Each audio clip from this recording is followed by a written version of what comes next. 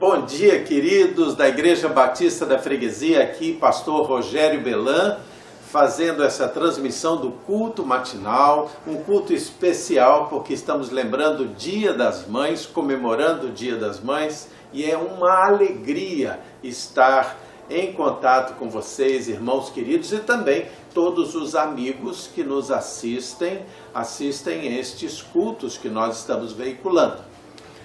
Quero lembrar a vocês que nós estaremos também orando por vários irmãos que pediram orações, lembrando apenas de orações pelo irmão Bessa, pela irmã Vera, pela irmã Simone, Vera e Simone, as duas tendo suas famílias acometidas do coronavírus, também a Priscila, do Vitor e a Letícia, todos estão se recuperando bem.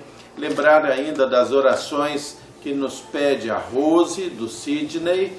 Vamos orar também pelo Rafael e pela Luzia e pela Rafinha. Parece que Rafael e Luzia ainda estão fazendo exames, mas podem estar acometidos também do coronavírus. Orar pela mãe da Andréia Pacheco. Orar pela Cátia do Felipe, que é enfermeira e ela pede a proteção para ela e para os seus amigos. Lembrar de orar a pedido da Rose Claire, que pede orações pelos seus tios, que estão também acometidos do coronavírus.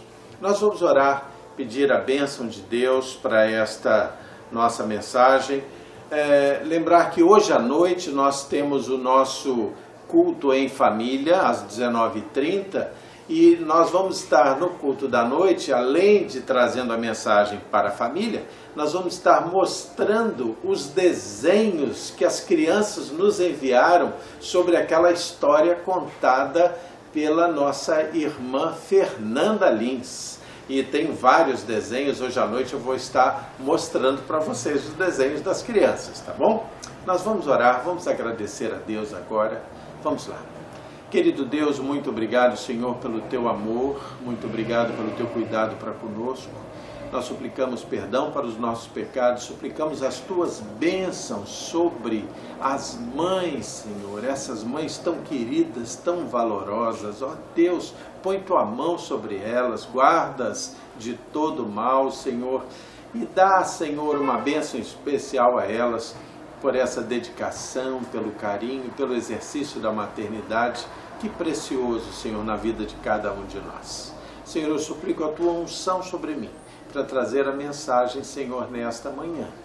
Suplico que o Senhor, por amor e bondade, por graça e misericórdia, Senhor, traga essa mensagem através da minha voz. Tudo isso peço e agradeço em nome de Jesus. Amém. Muito bem, nós vamos estar falando sobre um texto que está no livro de Samuel. Abra a sua Bíblia no livro de Samuel, 1 Samuel, no capítulo 1 de 1 Samuel. Logo depois dessa mensagem, nós vamos estar celebrando a ceia do Senhor, hoje, juntos. Então, você aí em casa já vai providenciando aquele suco de uva. Se você não tiver suco de uva, algum outro refresco, refrigerante ou suco que você possa representar. Se for de uva será melhor, aquele pedacinho de pão, juntem-se aí, porque nós vamos lembrar da crucificação de Cristo e do pacto que o Senhor Jesus fez conosco, né? Na cruz do Calvário. E nós vamos então falar agora sobre essa mensagem, que tem um título que é Deus lhe deu filhos. Deus lhe deu filhos. O livro de 1 Samuel começa contando a história de uma mãe, Ana, como vocês bem conhecem. Todos nós temos referências sobre o que seja ser mãe. Eu tenho as minhas referências, você deve ter as suas. Há 3 referências para mim que são bem importantes. A minha mãe é uma referência importante na minha vida. A minha esposa, que é uma referência de mãe para mim também, porque eu a vi e a vejo exercendo esse papel de mãe. A minha irmã. São as 3 mais importantes referências de mãe, ou como mães, que eu tenho na minha vida. Claro que eu tenho outras também, mas essas 3 muito próximas, e cada uma delas com as suas qualidades, com os seus cuidados, mas cada uma delas para mim tem algo que se destaca. Na minha mãe, o destaque para mim, na minha relação com ela, foi o destaque da doçura. Minha mãe foi uma mãe muito doce para comigo, então a doçura destaca a minha mãe. A Magali se dstaca para mim no seu zelo pelos filhos. Magali sempre foi muito zelosa pelos filhos. Nesita, minha irmã, se destaca para mim como respeito. Nesita sempre teve muito respeito à individualidade, às escolhas, às características dos seus filhos. Claro que todas as três têm grandes outras qualidades, mas são destaques para mim nas suas referências como mães com quem eu convivi. E nós vamos ver a história dessa mãe aqui, Ana. Lembrar que a história se dá da seguinte forma. Havia um homem chamado Eucana. Eucana tinha Ana como esposa, mas tinha também uma segunda esposa, Penina. E você pode ficar assim, poxa, mas ele era bígamo. Mas nós temos que entender um outro contexto de época, um outro contexto cultural. E naquela época, nós estamos falando aí mais ou menos, sei lá, 1000 anos e alguma coisa antes de Cristo. E naquela época havia uma forte influência do Código de Hammurabi sobre a cultura judaica. Hammurabi foi alguém que escreveu um código de ética. Isso foi escrito cerca de 700 anos antes de acontecer esse episódio, que admitia que um homem que casou com uma mulher a amava profundamente, mas essa mulher era estéril, não podia lhe dar filhos, ele teria o direito de casar com uma segunda mulher para que esta segunda lhe desse filhos, embora ele amasse aquela primeira mulher com que ele se casou. Há uma forte influência aqui, nós estamos lidando com um contexto cultural de época. Muito bem, mas Eucana, ele havia se casado com Ana. Ana não havia tido filhos, nenhum. Como diz o texto bíblico, Deus lhe fechou a madre.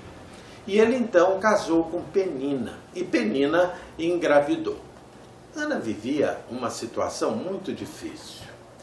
Ana queria ter filhos, não conseguia. Penina, a segunda esposa, estava grávida, e pelo que a gente vê aqui no texto, Penina gostava de provocar Ana. E eu fico pensando na figura de Penina, barrigudinha, por trás de Eucana, olhando por cima do ombro de Eucana e provocando Ana lá, magrinha, fininha. E havia uma certa provocação. Muito bem. Ana ficou muito triste. Embora Eucana fosse um bom esposo, Eucana era um homem que temia Deus e ele ia a Jerusalém fazer os sacrifícios, como era da cultura daquela época. E a Bíblia diz que ele fazia sacrifícios dobrados para Ana, sim, com uma ênfase maior. Mas Ana continuava triste, entristecida, porque não tinha filhos. Certa vez, Eucana perguntou à sua esposa Ana, mas eu não sou melhor do que 10 filhos para você? Mas Ana vivia uma situação muito ruim, muita tristeza. Eles foram até o templo, lá havia um sacerdote, e esse homem fazia às vezes de sacerdote, de juiz ali, e esse homem viu Ana fazendo uma oração quietinha lá no cantinho dela. E então Ana orava sem soltar nenhum som pela sua boca, de tão triste e abatida que ela estava, orando só com os movimentos de lábios. E ele, olhando de longe, pensou, essa mulher bebeu, está bêbada, está embriagada. E ele vai até essa mulher e diz, olha, você precisa deixar de beber. E ali se desenvolve uma conversa em que Ana revela àquele sacerdote aquilo que acontecia com ela, o motivo da sua tristeza. Muito bem, para que vocês então entendam o contexto, nós vamos agora pensar na questão da maternidade de Ana e dos exemplos e dos ensinos que ela pode nos trazer.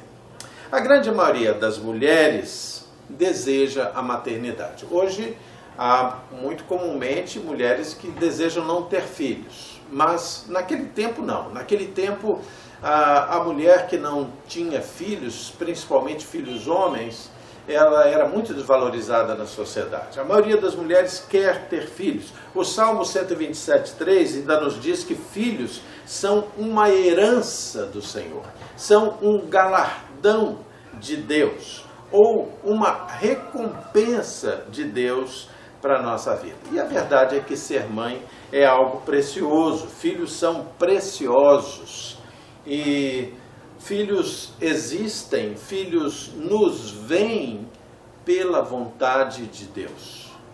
Deus nunca perde o controle da história. E nós vamos tentar aprender alguma coisa com Ana e com a sua história.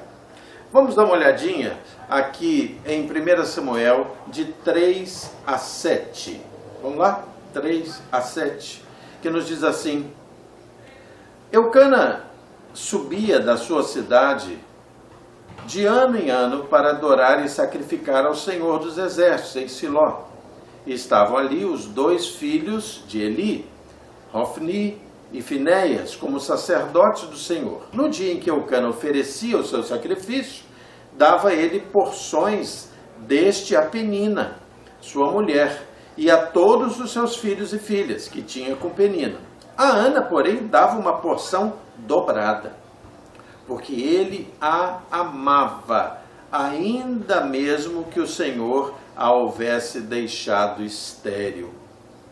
A sua rival, como diz o texto, provocava para a irritar.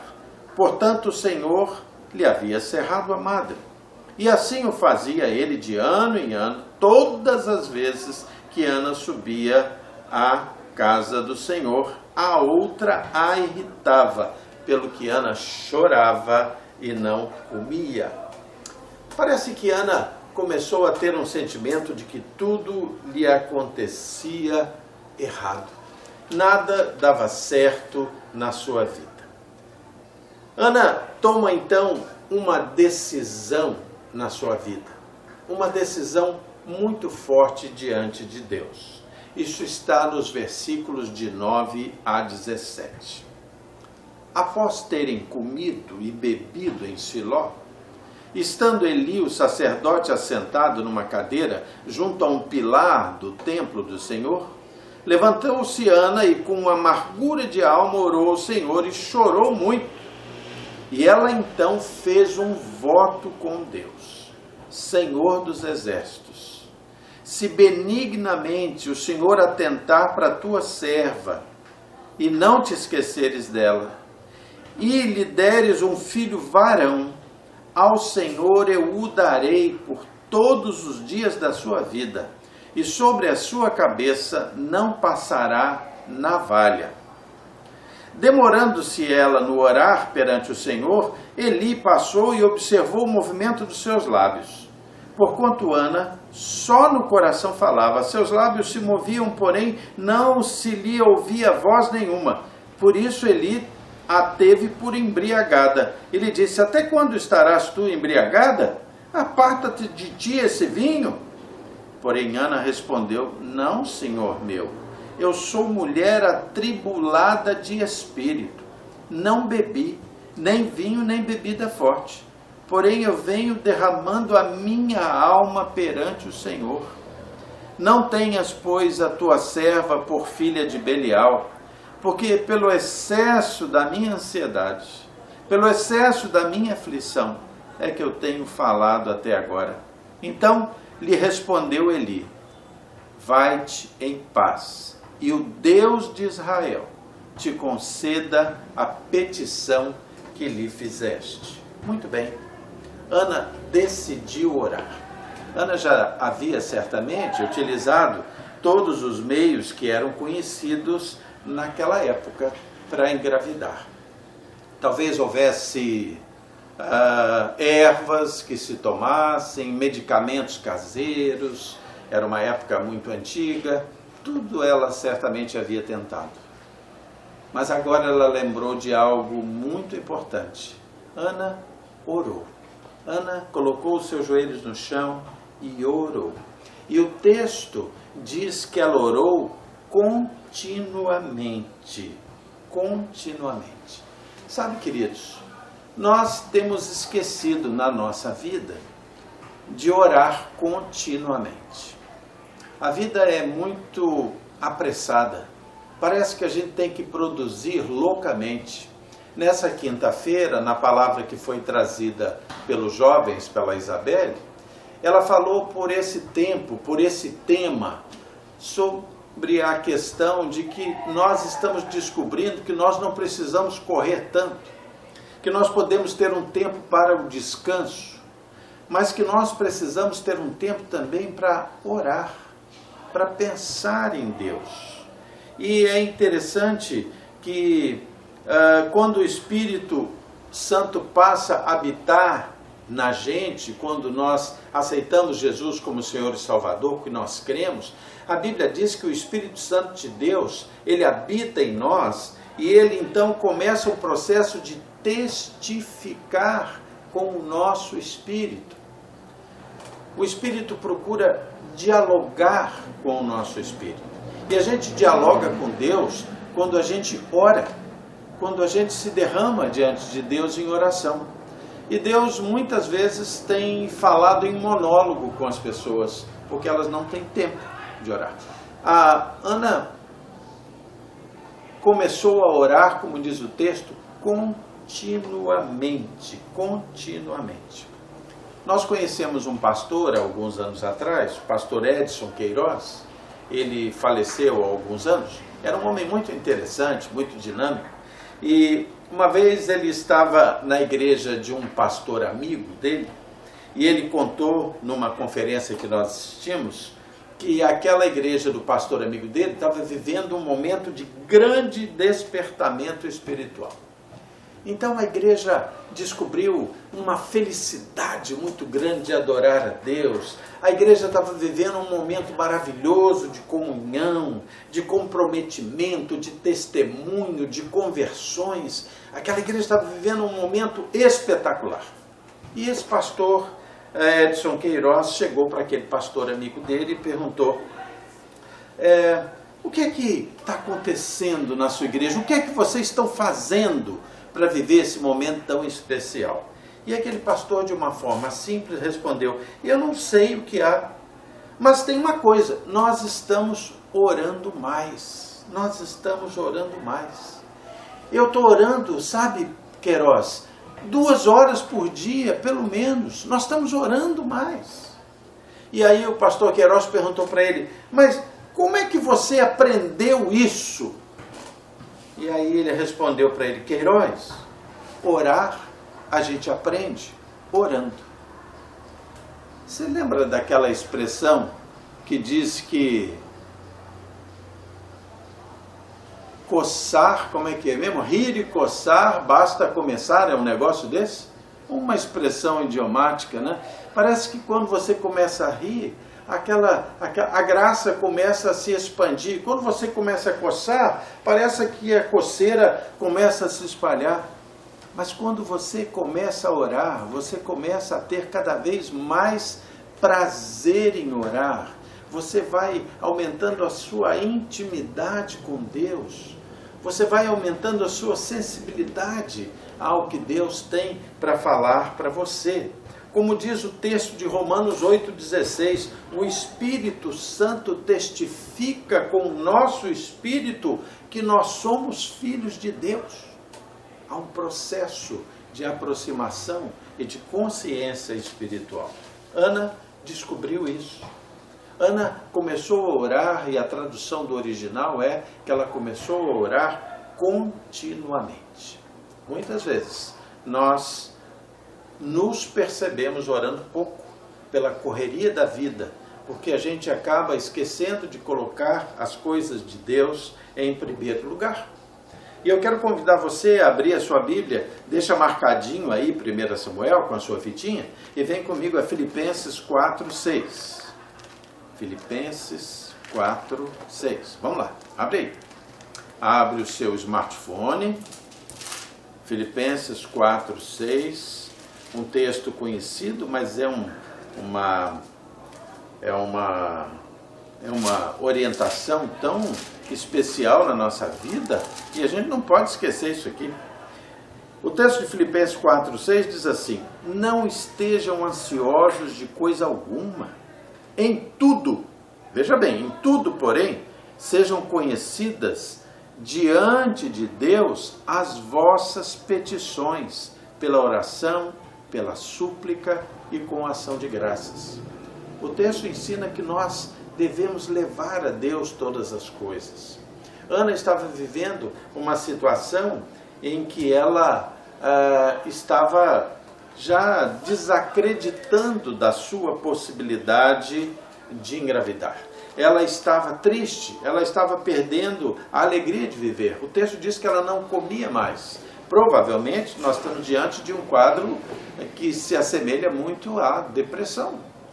Mas aí ela colocou o joelho no chão. Aí ela orou continuamente. Muitas vezes nós oramos sem compromisso também. Acontece. Mas olha o que está posto aqui no versículo 11, aqui de 1 Samuel 11. Olha só. Versículo 11 de 1 Samuel capítulo 1 diz assim: e Ana fez um voto, dizendo: Senhor dos exércitos, se benignamente atentares para a aflição da tua serva, e de mim te lembrares, e da tua serva te não esqueceres, e lhe deres um filho varão, ao Senhor o darei por todos os dias da sua vida, e sobre a sua cabeça não passará navalha. Interessante, Ana fez um voto com Deus, ela se comprometeu com Deus. Nós precisamos aprender isso e aproveitar isso, a importância de podermos fazer um voto com Deus. E ela faz um voto muito sério. Ela entregou o seu filho. Entregou o seu filho. Senhor, o meu filho é teu. Me dá um filho, porque esse filho, ele é teu. E ela se comprometeu a que esse filho não passasse navalha na sua cabeça. Isso deixa implícito um voto que se chamava o voto de Nazireu, que era um voto daquela cultura e daquela época, que significa que aquele jovem, aquela criança, aquele jovem será santo ou será separado para Deus para sempre. Existe uma música de um cantor evangélico muito talentoso, muito comprometido com Deus, que é Asaf Borba. E ele tem uma música com a seguinte letra, ele diz assim: eu escolhi Jesus. Eu escolhi Jesus acima dos sonhos, acima dos projetos e planos. Eu escolhi Jesus. Mais que felicidade, eu busco santidade. E no final dessa música ele diz: eu abro mão de tudo, venha o teu reino, Senhor. Ana assumiu um compromisso com Deus acima de todos os seus sonhos, acima de todos os seus projetos, acima de todos os seus planos. Senhor, o meu filho será santo. Senhor, o meu filho é seu, será seu. Não há plano maior para os nossos filhos do que serem consagrados a Deus. Nós temos o hábito em nosso sentimento religioso, nas nossas ações de fé e eclesiásticas, dedicar os nossos filhos, levar os nossos filhos à frente quando eles são pequenininhos e ali dedicá-los a Deus. Aquilo não é um ato apenas simbólico ou apenas tradicional, religioso. Aquilo é um voto com Deus. Senhor, meu filho está aqui, eu reconheço que eu recebi o meu filho do Senhor e eu estou dedicando ao Senhor. Queridos, não há projeto de vida, não há plano de sucesso profissional, não há sonho de enriquecimento para os nossos filhos que seja mais importante do que nossos filhos sejam crentes, sejam pessoas tementes a Deus, sejam pessoas que amam a Deus. Quando você decide dedicar o seu filho a Deus, você não vai apenas ter facilidades. Muitas vezes virão situações difíceis quando você dedica o seu filho a Deus. Eu quero convidar você que nós leiamos aqui os versículos 12 a 16, aqui do capítulo 1. Vamos ver? Versículos 12 a 16. Que diz assim: demorando-se ela no orar perante o Senhor, passou Eli e observou o movimento dos seus lábios, porquanto Ana só no coração falava. Seus lábios se moviam, porém não se lhe ouviu voz nenhuma. Por isso Eli a teve por embriagada. Ele disse: até quando estarás tu embriagada? Olha só, Eli, que era o homem de Deus, faz um juízo equivocado dela. Versículo 15 vai dizer: porém Ana respondeu: não, Senhor meu, eu sou mulher atribulada de espírito, não bebi nem vinho nem bebida forte, porém venho derramando a minha alma perante o Senhor. Não tenhas, pois, a tua serva por filha de Belial, porque pelo excesso da minha ansiedade, da minha aflição, é que tenho falado até agora. Muito bem, Eli era sacerdote ali, Eli era um homem respeitado, era religioso. Eli também vivia uma situação meio complicada lá com seus filhos. A Bíblia diz que seus filhos, Ofni e Finéias, embora fossem sacerdotes, eram pessoas completamente desviadas da vontade de Deus. E havia uma coisa, Eli os acobertava, tentava acobertá-los, né? E a Bíblia conta que os filhos de Eli, eles roubavam dentro do templo. E tem mais, dizia que os filhos de Eli, eles se prostituíam dentro do templo. Levavam para ali mulheres e prostituíam. Eli era um homem atormentado pela conduta dos seus filhos. E nós temos que lembrar que o inimigo é astuto. O inimigo sempre procura tirar os nossos filhos dos caminhos de Deus. E nós precisamos orar por eles. Ele, embora fosse um homem bom e um homem bem intencionado ali, ele quase funcionou como uma pedra de tropeço sobre a vida de Ana. Porque Ana agora prometeu dedicar o filho que Deus lhe daria ao Senhor. E começaram as lutas. Ele bisbilhotou, ele julgou, ele acusou, e ele era um irmão na fé. Nós temos que tomar muito cuidado para que nós não sejamos tropeço dentro da nossa comunidade de fé. Nós precisamos ser abençoadores. Nós precisamos ser pessoas que encorajam umas às outras. Que encorajam também aqueles que oram, aqueles que estão lutando com os seus filhos, que estão precisando das bênçãos de Deus com relação à criação dos seus filhos. Que nós sejamos bênçãos, jamais pedra de tropeço ali. Nada mesmo é mais importante do que a salvação dos nossos filhos. Nós devemos orar a Deus pedindo que os nossos filhos sejam discípulos de Cristo. Discípulos de Cristo. Deus então deu a graça a Ana que ela concebesse. E aí o texto vai caminhando e nós temos que agora nos perguntar o seguinte, caminhando para o fim. Quando nós colocamos em oração todas as nossas ansiedades nas mãos de Deus, colocamos com toda a sinceridade, nós vemos através do exemplo dessa mãe que Deus ouve a nossa oração. Vamos ver o que está aqui do versículo 17 ao versículo 20? Você, mãe, se coloque aqui nesse lugar. Então Eli respondeu: vai-te em paz, e o Deus de Israel te conceda a petição que lhe fizeste. E disse ela: ache a tua serva mercê diante de ti.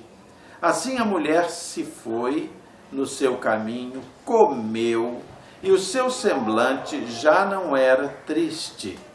E o texto continua até o 20, levantaram-se de madrugada e adoraram perante o Senhor, e voltaram e chegaram à sua casa, a Ramá.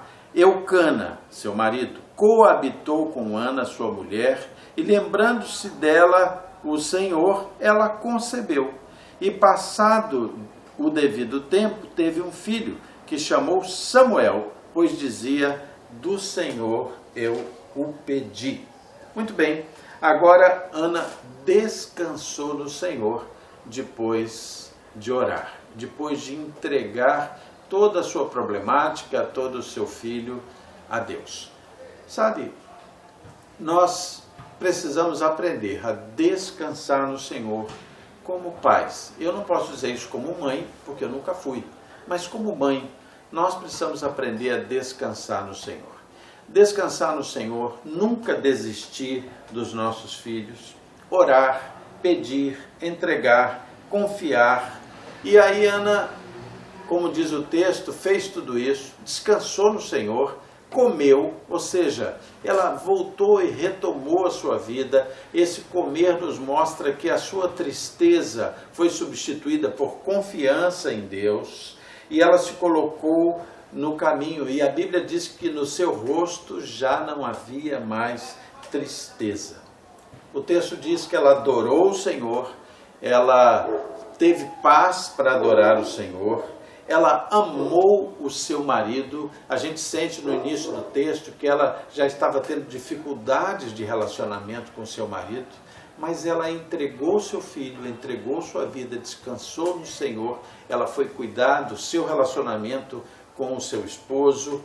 Muitas vezes as questões dos filhos acabam roubando a paz das relações conjugais, a paz dos casamentos, e isso é algo difícil, grave. Nós precisamos tomar muito cuidado com os problemas, com os relacionamentos dentro de casa, de pais com os filhos, não atingirem e destruírem os relacionamentos de seus pais. E a Bíblia diz que houve uma mudança em Ana. Ela confiou, tirou a tristeza do seu rosto, voltou a comer, voltou a coabitar, voltou a estar em intimidade com seu esposo, e agora ela estava pronta para ter um filho. Muito bem, o seu filho nasce, e nós vamos ver o que está acontecendo aqui do versículo 24 ao versículo 28, nessa história tão bonita.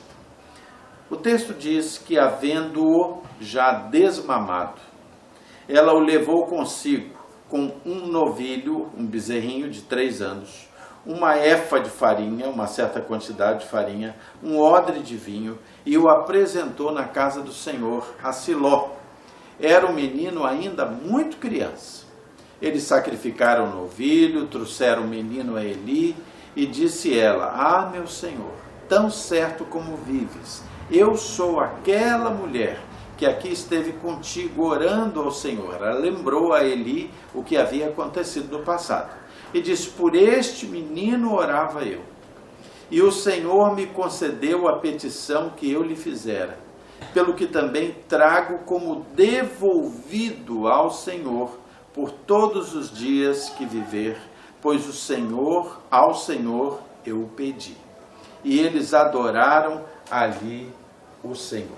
Muito bem, é bem interessante a gente observar que Samuel era bem novo, ainda era bem criança, ele estava apenas desmamado. Há uma visão de que ele poderia ter um pouco mais de 3 anos aqui, e ela o apresentou na casa do Senhor, e ela orava por aquele menino. Ela diz, olha, eu orei tanto por esse menino. Ela nunca desistiu de orar, como disse o texto, ela orava continuamente. Nunca desista de orar pelo seu menino, nunca desista de orar pela sua menina.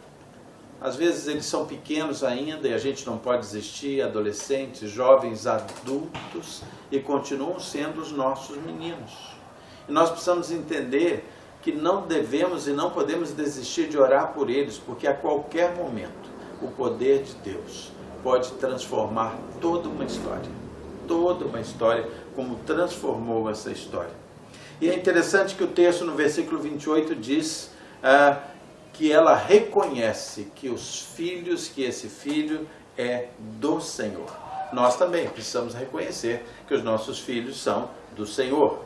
Samuel era o nome daquele menino, e Samuel significa Deus ouviu. E é interessante observar que Samuel, quando foi crescendo, ele, embora não fosse de uma linhagem de sacerdotes, foi justamente esse menino que foi suceder a Eli. Eli não conseguiu deixar o sacerdócio ali com os seus filhos. Os seus filhos acabaram sendo mortos pelo seu pecado. E então, justamente esse menino que agora estava lá servindo no templo, é chamado por Deus para se tornar o último juiz ou o primeiro profeta do reino de Israel. E foi justamente Samuel quem ungiu Saul como rei, ungiu Davi como rei. E Samuel foi uma pessoa tão importante que há quem compare Samuel quase como Moisés no Velho Testamento. Samuel se tornou uma pessoa completamente dedicada ao serviço do Senhor. Lá no início do capítulo 3, nós vamos ver isso, vale a pena a gente ver, porque é lindo. Vem até o capítulo 3, nós vamos ler o início do capítulo 3. Vamos ler esse texto que vai nos fazer muito bem, capítulo 3, do versículo 1 ao 11, que diz que o jovem Samuel servia ao Senhor perante Eli naqueles dias. A palavra do Senhor era muito rara, as visões não eram frequentes, ou seja, Samuel está vivendo num tempo em que as pessoas estão meio esquecidas da palavra de Deus, mas ele está ali firme servindo a Deus. E certo dia, quando ele estava deitado no lugar de costume, o sacerdote Eli lá estava, cujos olhos já começavam a se escurecer a ponto de não poder ver. E tendo-se deitado também Samuel no templo do Senhor, em que estava a arca, antes que a lâmpada de Deus se apagasse, o Senhor chamou o menino, Samuel, Samuel, e ele respondeu, eis-me aqui. E aí o texto conta que ele correu até Eli 3 vezes, e Eli disse, não, Samuel, eu não chamei você. E Deus estava chamando Samuel. E aí nós vemos, a partir do versículo 8, o Senhor, pois, tornou a chamar Samuel 3ª vez. E ele se levantou, foi a Eli e disse, eis-me aqui, pois tu me chamaste. Então entendeu Eli que era o Senhor que chamava o jovem. Por isso Eli disse a Samuel, vai deitar-te. Se alguém te chamar, você dirá, fala, Senhor, porque o teu servo ouve. E foi Samuel para o seu lugar e deitou. Então veio o Senhor, e ali esteve e chamou como das outras vezes, Samuel, Samuel. E ele respondeu, fala, Senhor, porque o teu servo ouve. E disse o Senhor a Samuel, eis que vou fazer uma coisa em Israel, a qual todo que a ouvir lhe tinirão ambos os ouvidos. O Senhor finalmente honra toda a fidelidade daquela mãe, toda a disposição daquela mãe de entregar o seu filho a Deus, porque ela entendeu que o filho veio de Deus e agora ela o devolve a Deus. Você sabe aquela visão muito interessante das pessoas que dizem assim, eu não dou o dízimo, eu devolvo o dízimo a Deus, porque tudo que eu tenho vem de Deus. Essa era a visão de Ana. Ela não dava a Deus o seu filho, ela devolvia a Deus o seu filho, porque ela recebeu o seu filho de Deus. Nós recebemos os nossos filhos de Deus. Muito bem, o texto vai caminhando para o fim. Deus colocou filhos nos ventres das mães, para que esses filhos, tal qual Samuel, fizessem diferença no mundo. A condução da história da humanidade depende sempre da diferença que os nossos filhos fazem no meio desta sociedade. Para fazer algo na sociedade, para dar um testemunho na sociedade que às vezes vai tinir nos ouvidos da sociedade. Como o Senhor disse, olha, eu vou fazer alguma coisa, Samuel, através de você aqui, que vai doer nos ouvidos das pessoas, mas você vai ser fiel. e você vai testemunhar da minha palavra. E ele assim fez. Que coisa maravilhosa, quando os nossos filhos, aqueles filhos a quem Deus colocou nos ventres das mães de Deus, das mães que são mulheres de Deus, e esses meninos, essas meninas, eles vão agora trazendo a mensagem e vão tinindo no ouvido da sociedade. Eu tenho estado muito feliz vendo os jovens da nossa igreja participando desse momento que nós estamos vivendo, dessa reclusão, desse isolamento social, e eles estão participando com também mensagens da palavra de Deus nas quintas-feiras no Oração e Ação. Eles estão tinindo nos ouvidos da sociedade, estão testemunhando, e isso é maravilhoso, isso é maravilhoso. Mães, orem pelos seus filhos, orem pelos seus filhos com corações quebrantados. Dediquem seus filhos todos os dias ao Senhor. Nós precisamos dedicar os nossos filhos ao Senhor, realmente entregar os nossos filhos ao Senhor. Pode ser que um dia o Senhor chame o seu filho, a sua filha, para uma dedicação integral à sua obra. Um vocacionado. Se isso acontecer, valorize isso, valorize isso. Não seja como Eli, quase foi um tropeço. Não seja nunca um tropeço para o chamado de Deus para o seu filho. Nunca. Incentive-o, porque não há coisa mais maravilhosa do que você ter a certeza que o seu filho usa tudo que ele é, tudo que ele tem, para o serviço do Senhor. Seja alguém encorajador com relação à vocação dos seus filhos. Ana entregou seu filho ao Senhor, e Ana descansou no Senhor.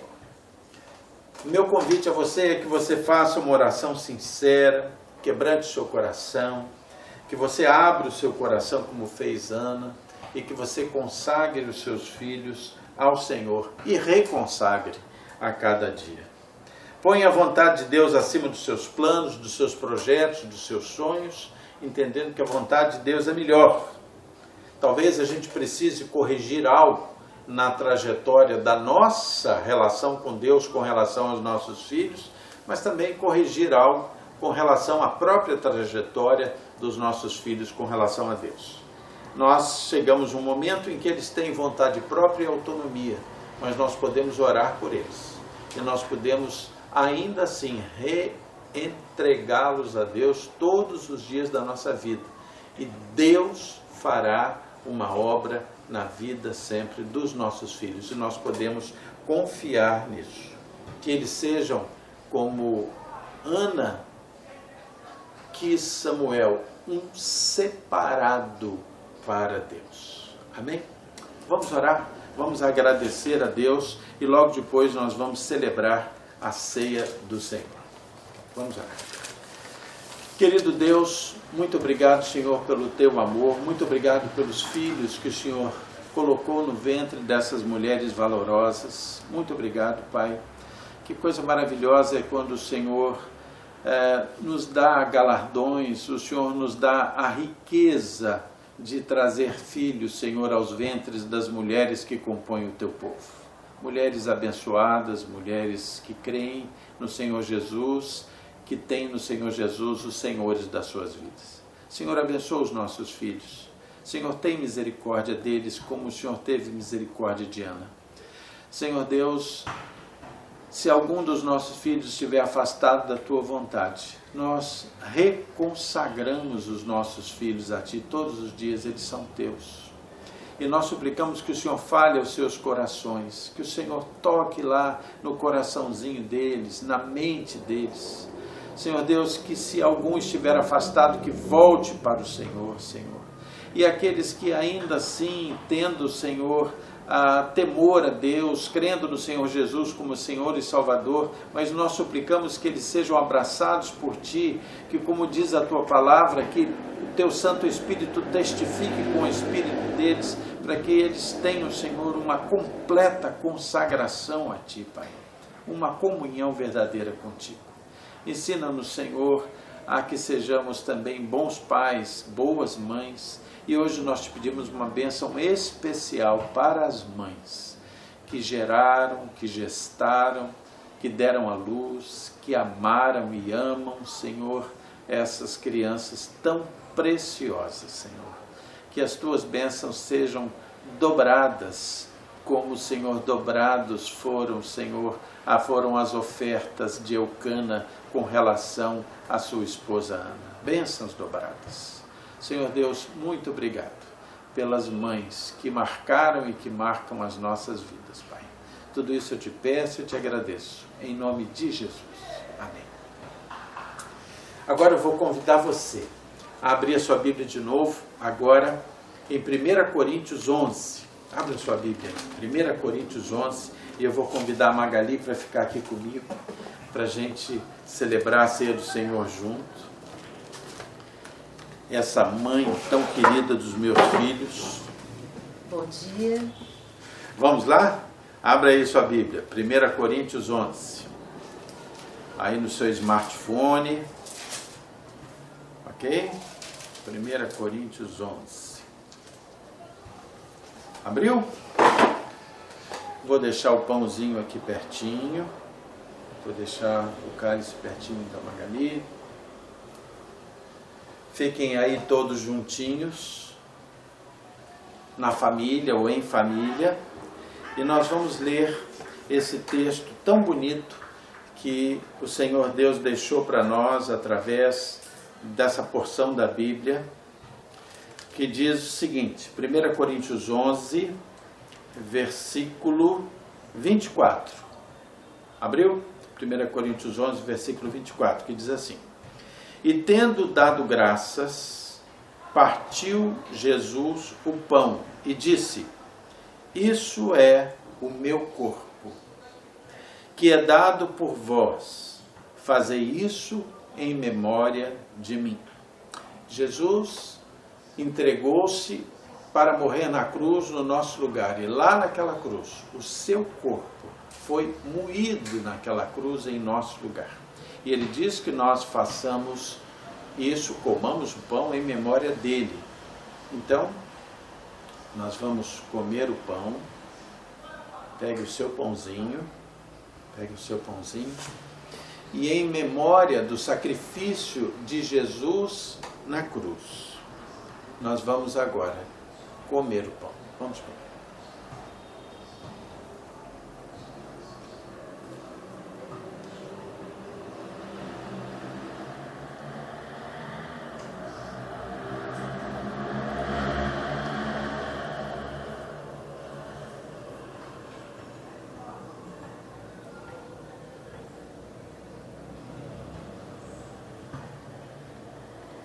Todos comeram?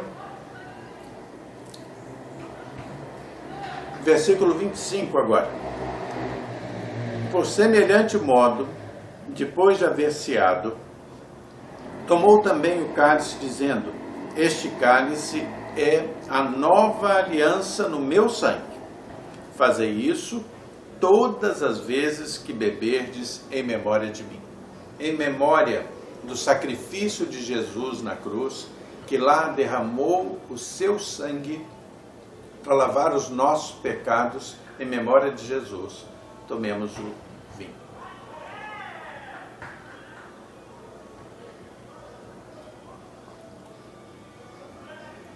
Versículo 26. Porque todas as vezes que comerdes este pão e beberdes o cálice, anunciais a morte do Senhor até que ele venha. Nós vamos fazer esse ato memorial, ceiar a ceia do Senhor, muitas vezes na nossa vida, sem jamais esquecer que o Senhor Jesus morreu na cruz por nós. Vamos orar? Querido Deus, muito obrigado pela honra, pela alegria, Senhor, que o Senhor nos dá de participar, Senhor, desse ato memorial da ceia do Senhor. Querido Deus, nós te agradecemos porque o Senhor nos amou primeiro, porque o Senhor morreu na cruz por nós. E ali, vertendo o teu sangue, Senhor, justificou-nos, Senhor, pagando o preço dos nossos pecados. Aquela cruz era nossa, mas o Senhor a tomou no nosso lugar. Querido Deus, muito obrigado pelo teu amor. Muito obrigado, Senhor, porque nós podemos ter a esperança e a certeza da vida eterna, porque o Senhor morreu naquela cruz, ressuscitou e está vivo, Senhor. Senhor Deus, agora eu quero suplicar que o Senhor derrame o seu amor sobre todo este povo querido, amor de Deus. Sobre eles, Senhor, esteja também derramada a tua graça, Senhor, que a tua graça esteja sobre o teu povo. E também esteja o discernimento, a companhia, Senhor, o consolo, Senhor, o abraço carinhoso do teu Espírito Santo, Pai. Sobre estes que nos veem, que nos escutam, Senhor, e sobre o teu povo espalhado sobre toda a face da terra, Senhor.